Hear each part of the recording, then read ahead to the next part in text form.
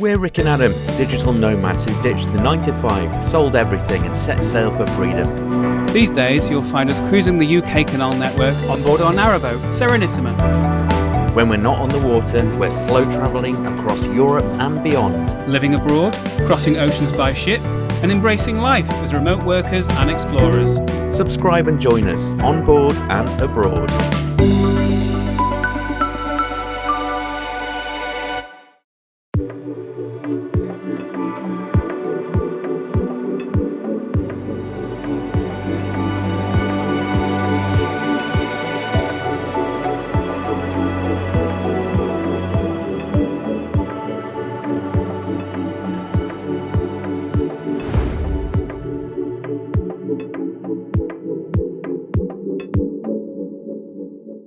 Hello. Hello.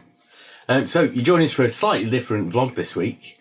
We're going to be showing you kind of the other part of our lives as digital nomads. It's the transition from being on the UK canals and we're about to go abroad for quite a bit.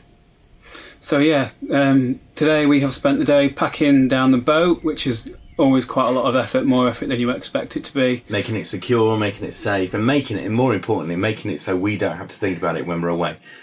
Because we have had it in the past where we worry too much about, is it okay? So I've got a massive checklist and I make sure everything's done. So you'll be following me doing that. Yes, and me doing the packing and closing down the boat from the inside.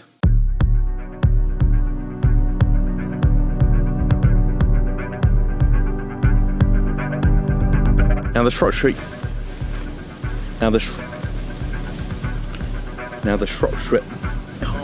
Why can't I speak today?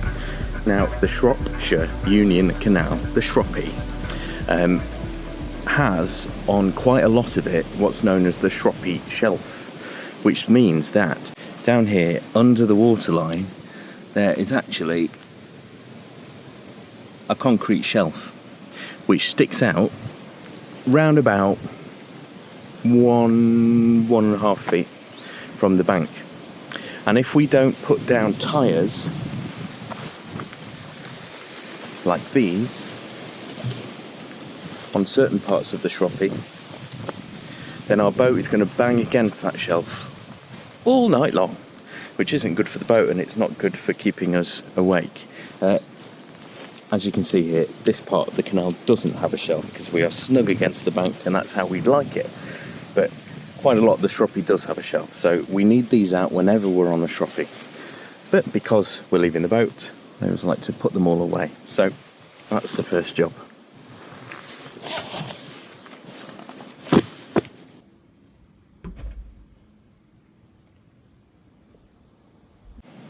The well deck cupboard is never tidy, I don't think, on anybody's boat. It generally seems to be just where all the random items go. So now it's time for me to start the packing. So come through with me to the cabin. I don't think we've ever shown you the cabin before, but this is it. If people want us to do a full tour of the boat, by the way, just let us know and we obviously can do. But this is a very big bedroom for a narrowboat. We have quite a lot of space in here and quite a lot of storage actually. We've got 2 wardrobes, so one here and another one here, and a chest of drawers and underbed storage as well. But the main thing about this bedroom and the kind of reason that we bought the boat in the first place is this huge bed. So that is king size at the top and super king at the bottom. And the reason that we can fit in a bed that is this big is because this boat was not designed with a well deck. So a well deck is the bit that you see on most boats where you get 2 doors at the pointy end and a place to sit outside. We don't have that. What we have is those 2 windows there, and then there is literally the front of the boat. But having this big bed is amazing. Like, I'm 6'4", and one of the key things that I needed in the boat was a bed that I would be all right with, because they tend to be a lot smaller than normal beds. And we found one, so this is it. And it's awesome. I promise it doesn't normally look like this, though, full of clothes. I am literally about to start packing. So these are our bags. So that's my Berkhouse one. That's Adam's Osprey one. And we tend to use these sorts of bags rather than hard wheel suitcases, simply because it's easier to store them. So let me get on with it. So, as well as filling up our tank of water, which is around 500 litres at every water point, we also carry around some emergency water butts as well, just in case we run out of drinking water and we hadn't quite worked it out properly or budgeted water-wise. We've got around about 75 litres of water in those containers. But before we go away, I generally like to empty them because I don't want them all kind of just festering in there. I generally empty them anyway every couple of water points. What we're going to do is put these 2 containers of water into the boat's water tank.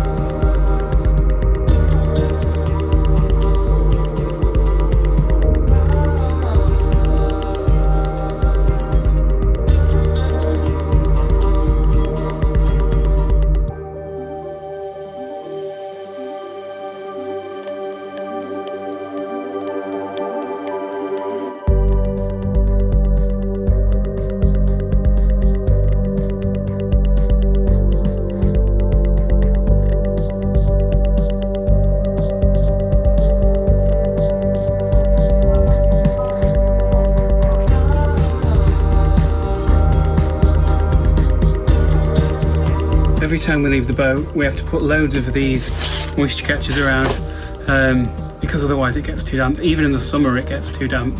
First time we left the boat 2 winters ago, we got back, we put a few of these around, but not very many.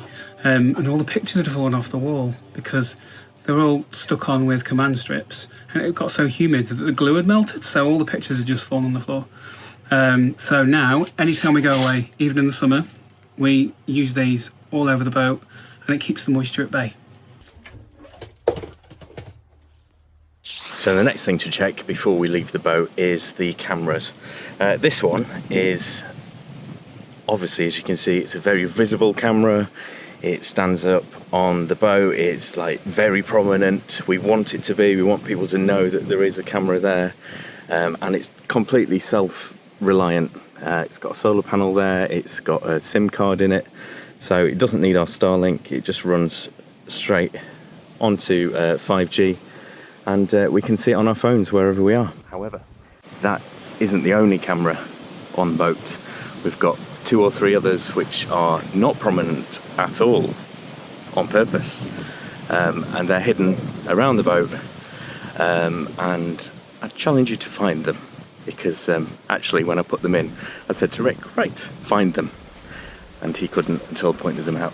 So yeah, we do want one prominent one, but we have got 2 or 3 others which are not prominent, so that people can't just take a camera off. So these are our 2 huge solar panels giving us a lot of energy. They're a bit dirty, so I'm going to clean those before we leave the boat. And I'm going to lay them flat now, because if there's high winds when we're not here, they're not going to just slam onto the roof. So I shall lay them flat now so that doesn't happen. Hi.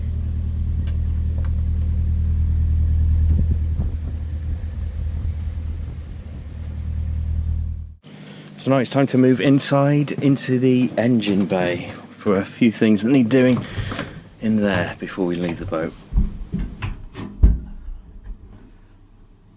So the main thing to check before we go away is the stern gland, that it's not dripping too much. Now the stern gland is kind of the transition between where the canal water and the dry engine bay happens. And obviously if a prop is going round and round and round, some water leakage can actually come in at the prop stage. I don't know, I'm not technical. The stern gland can get a bit leaky, and it's always how much do I tighten it, because if you tighten it too much, then it can really hold on to the prop too much and the prop can wear away. Or if you make it too loose, too much water is going to start dripping into the engine bay. So it's always a balancing act of how much do you tighten the stern gland. But if I'm going away, and I'm not going to use the engine, and therefore the prop isn't going to need to go around, I generally tighten it slightly more than I would do normally so that no water will come in at all. And then I set a reminder on my phone to, as soon as I come back to the boat, to loosen the stern gland slightly because I don't want to be driving with that too tight. One other thing that he's doing whilst I'm down here in the engine bay is turning off all the electrics. So when we're ready, when we're all packed, and when we're just about to leave, that's the last thing to do. When I got the boat a couple of years ago, the engine bay was something that really scared me. You know, you're not just buying a new home, a new house, you're buying a boat which comes with a massive engine. So getting used to this engine bay took a lot. I think in the second week of owning the boat, I was thinking, what have I done? I don't know what I'm doing with this engine. YouTube helps. And now I feel pretty confident about it. As you can see, right now I am sitting on the engine. I wouldn't have done that 2 years ago. I'd have just thought, I wouldn't have even known I could stand on the engine. I just avoided it, and I used to be so scared of it, but no, yeah, it's fine. It's a massive hunk of metal. It's not going to crash down just because you're sitting or standing on it. Yeah, sitting on the engine, as long as it's not been on, but it gives you can just tinker about, and yeah, it's not being scared about it. I think that's the thing. Just get your hands in. So I'll keep finding things to do, and yeah, it's just reminded me that these gullies here that run across the engine bay, they need just a bit of a vacuum whilst it's a dry day, and a bit of a cleaning so that the water can run freely. So the theory is that when it rains, if any rainwater gets into this porch bit, it will just simply run here and drop down into that gully.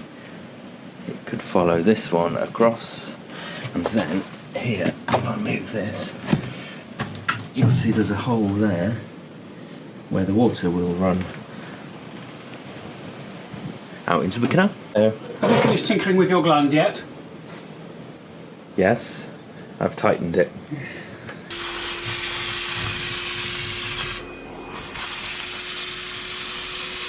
So most of the outside tasks are done now. The boat's kind of secure and it's locked away.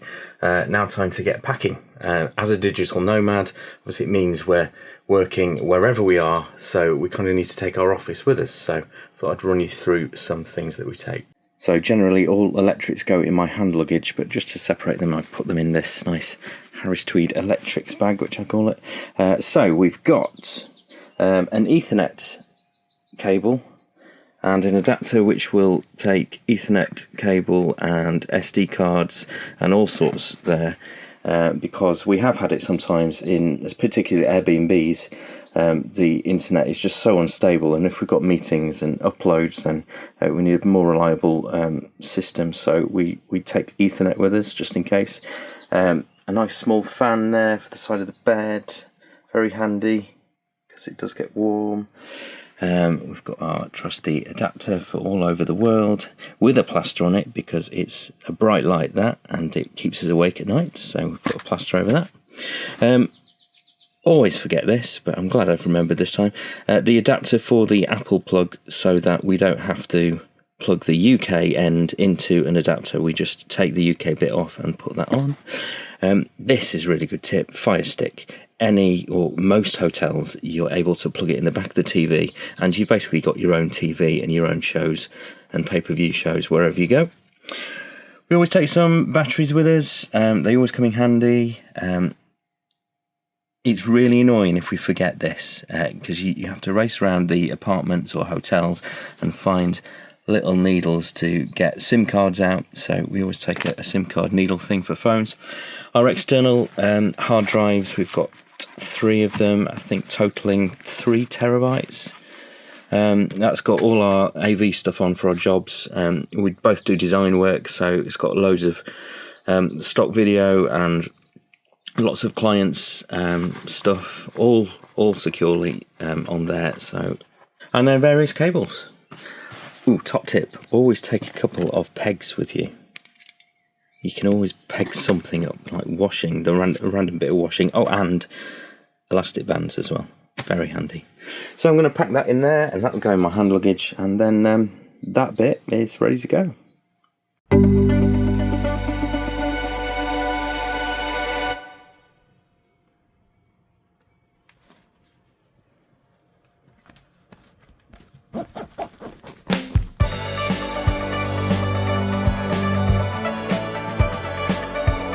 all started happening for us really in about August 2022 when we sold our house, and at that point we were looking for a boat but we hadn't got one. So in the meantime we decided, hey, do you know what, we're just going to book a Eurostar and see where we end up. So Lille was where we ended up, by the way, on that train journey. Yeah, the first day we ended up in Lille. And then, but we didn't plan. All we knew was we wanted to be away for about 3.5 months. So we didn't plan, and we just planned literally from city to city. And we ended up doing quite a cool thing. We started off in Buxton, went down to London, and we ended up in Brazil without taking a flight. Yeah, so we did. I can't remember how many countries it was. We'll put it on the screen when we worked it out. But yeah, we did all the way through Europe. We got to Barcelona, found that there was a cruise ship setting off from Barcelona, going all the way to Rio on a repositioning cruise.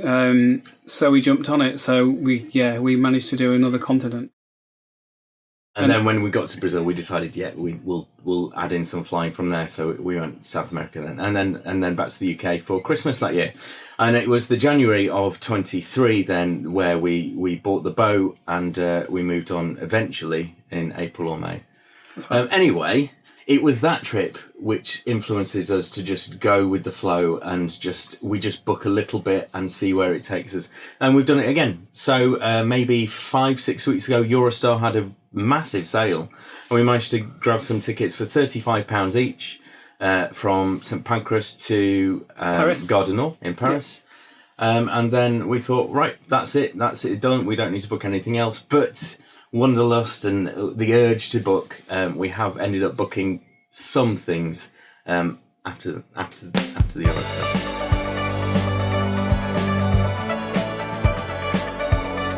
So we are off and on our way. The boat has been safely put away and all secured, and everything's been turned off. And we're waiting on Uber. Yes.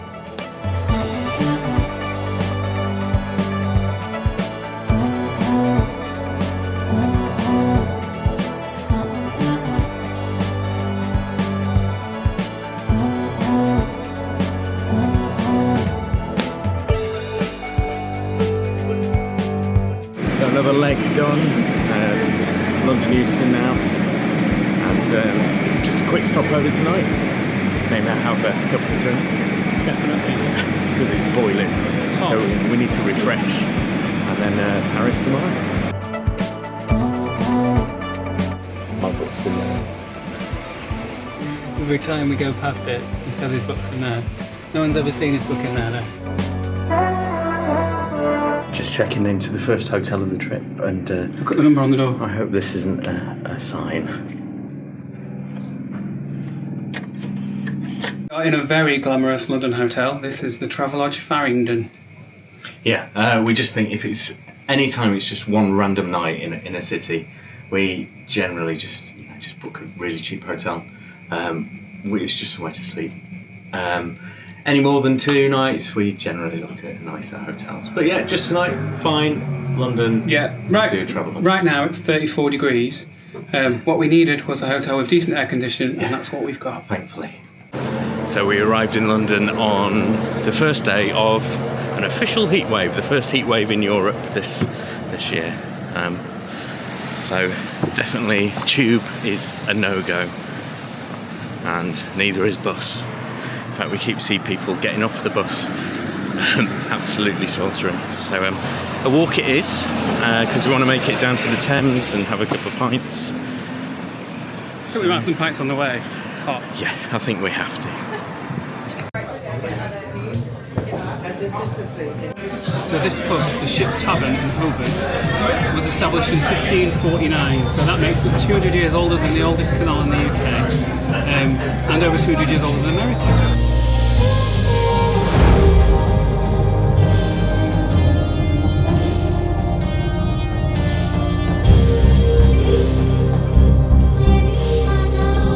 So next port of call. So next port of call. So next port of call is the Savoy Tap. Well, it used to be the Savoy Tup, as I used to know it. used to frequent it quite a lot, didn't we? We did years ago when we were in our youth. Yeah, used to visit people that used to work around here, and this used to be the closest pub to where they worked. So as soon as they finished at like 6 p.m, we always used to meet here. Just turn the camera around. Just used to spill out onto the street and drink in the street. So yeah, now called the Savoy Tap, not the Savoy Tap. Because it's next to the Savoy Hotel. So you can take us away from the canals, but we eventually need to find water pretty soon afterwards. So here we are by the Thames, on the way to another old haunt called the Tattenhall Castle, which is a boat on the Thames, which is a pub. Although we used to affectionately call it the Tacky Castle because, yeah, it was the... You can't say it after a few pints. The floor used to get Clearly. pretty tacky, and we used to stick to the floor whilst trying to dance. Not that there'll be any dancing tonight. Maybe. No. This is it. This is why we called it the Tacky Castle. That dance floor, very, very sticky.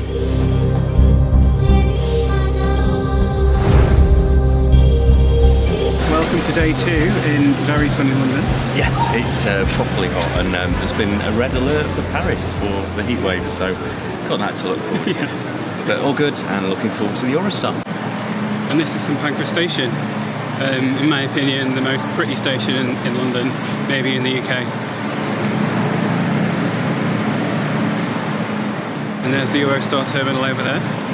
And downstairs, all the shops.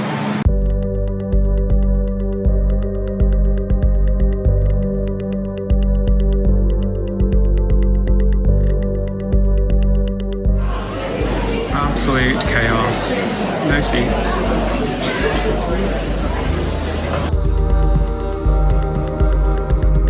We got a seat.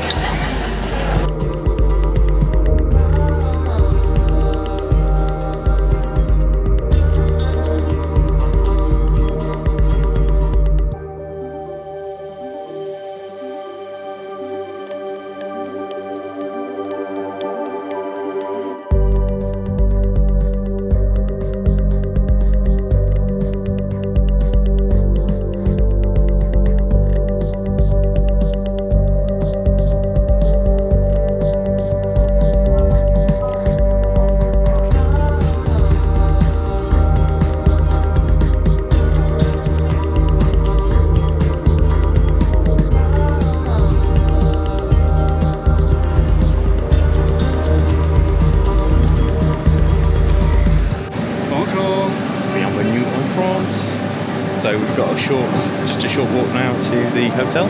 You know the way.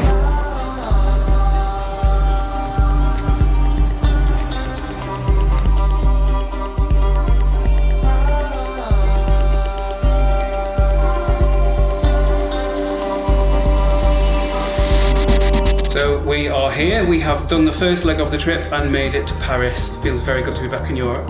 Yeah, it's been a while. But we'd rather not be here in the middle of a heat wave, to be honest. But it's fine. The aircon in this hotel is very good. Yeah. So we are in Paris for 2 days, and then we are going somewhere else, still in France, and we'll see you there. Yeah. So if you've liked what you've seen, we'd really appreciate it if you give us a like and subscribe to our channel. It really does help. And we'll see you on the next trip. Thank you. Bye bye.